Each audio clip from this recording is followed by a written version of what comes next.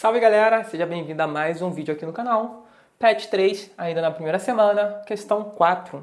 Na questão 4 é pedido para você explicar por que um disco num jogo de hóquei, para quem não lembra ou não sabe, o jogo de hóquei é aquele jogo onde os jogadores eles jogam em cima de uma pista de gelo, certo? Eles patinam na pista de gelo, tem um disco que eles usam um taco de madeira que normalmente eles usam esse taco, normalmente não, eles têm que usar esse taco para jogar o disco no gol do adversário. É um jogo tipo de futebol, só que tem esse taco e é em cima de uma pista de gelo. E aí, a grande questão na questão 4, ela pede para você explicar como o disco se movimenta por um percurso tão grande, ok? Sabendo que se fosse numa outra situação, no dia a dia, se você pegasse o mesmo disco, colocasse no asfalto e jogasse ele para frente, ele não ia longe. Mas numa pista de rock, numa quadra de rock, vai muito longe. Para explicar essa questão, eu vou deixar vocês com essa incrível animação que eu fiz, tá bom?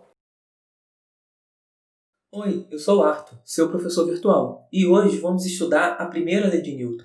No final do século XVII e início do século XVIII, Isaac Newton, enquanto observava e estudava a natureza e com base nos estudos feitos pelo físico Galileu Galilei, formulou o que ficou conhecida como a primeira lei de Newton. Essa lei é incrível e vai contra o senso comum. A lei diz que todo objeto tem a tendência de permanecer com a velocidade em que se encontra. Isto significa que um objeto parado tende a permanecer com a sua velocidade que é igual a zero, enquanto que um objeto em movimento tende a permanecer em movimento com velocidade constante, em um movimento retilíneo uniforme. Essa tendência vai trazer para a gente o significado de uma propriedade que os materiais têm, conhecida como inércia. De modo geral, a inércia representa a dificuldade que teríamos em alterar a velocidade na qual o objeto se encontra.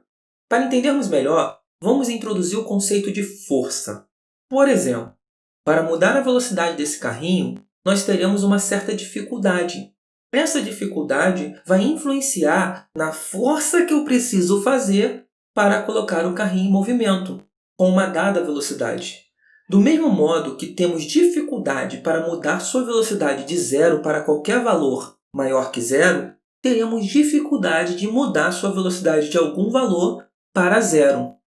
No geral, essa lei é bem simples, mas acaba gerando confusão para algumas pessoas, porque ela afirma que se não houver nenhuma força para mudar a velocidade, um objeto que tem alguma velocidade deve permanecer em movimento retilíneo uniforme para sempre. Para que fique mais claro qual é a confusão que muitas pessoas fazem, vamos usar esta mesa de madeira. Temos aqui um disco e, de acordo com Newton, se o disco não for forçado, ele permanecerá com a sua velocidade constante, que neste caso é zero. Sendo assim, ele ficará parado até que seja forçado a se mexer. Usando este disparador, vamos forçar o disco a se mexer. O que acabou de acontecer foi a aplicação de uma força sobre o disco que resultou na mudança da sua velocidade. Então ele se moveu. Agora eu te pergunto, assim que o disparador desencostou do disco, ele parou de empurrá-lo e, portanto, não aplicou mais nenhuma força no disco, que logo após parou. Isso quer dizer que quando não há força, os objetos ficam parados? Se você acha que sim, você errou. Esse é o ponto-chave da primeira lei de Newton. O disco ganhou uma certa velocidade e ele deveria permanecer com aquela velocidade por toda a eternidade, a menos que seja forçado a alterar sua velocidade. Mas, de fato, ele parou. Assim como nós usamos uma força para fazer o disco se mover, ele só poderia parar caso fosse feita uma força que mudasse a sua velocidade para zero.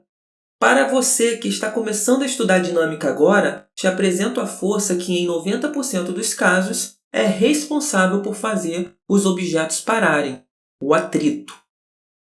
Ao arrastar na mesa de madeira, nosso disco sente uma força que o faz parar. O interessante é que, quanto mais escorregadio é o objeto, menos é essa tal força de atrito. Para entendermos melhor, vamos agora utilizar esta outra mesa feita de gelo. Nesta mesa, vamos fazer o mesmo experimento e olha o que acontece.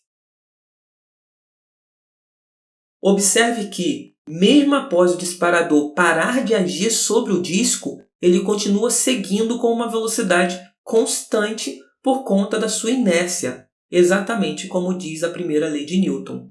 Todo o corpo continua em seu estado de repouso ou movimento com velocidade constante, a menos que seja forçado a mudar o estado em que se encontra devido à ação de uma força.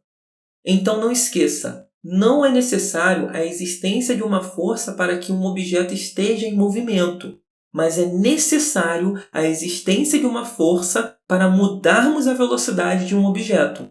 Na próxima aula, vamos ver justamente essa relação entre a força e a mudança da velocidade dos objetos, que é a segunda lei de Newton. Nos vemos na próxima aula. Bons estudos!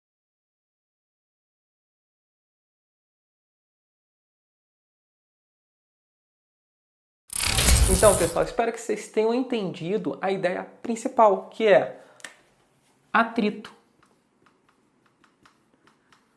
Quando você não tem atrito, a ideia é que as coisas vão se mover para sempre. Mas, a partir do momento que você tem atrito, o atrito vai ser aquela força que vai sempre fazer os objetos pararem.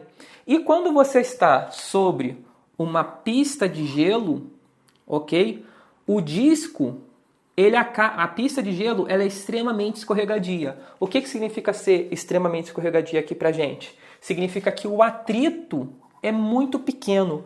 Quanto menor o atrito, mais escorregadio é a mesa, ou no caso ali o chão, ok? Então, a explicação final é simplesmente porque a pista de gelo tem um atrito muito pequeno. Isso faz com que o atrito, uma hora vai fazer... Ele não é zero, ele vai parar o disco. Mas como o atrito é muito pequeno, ele vai demorar mais tempo para conseguir parar o disco. Espero que vocês tenham entendido. A gente se vê no próximo vídeo. Valeu!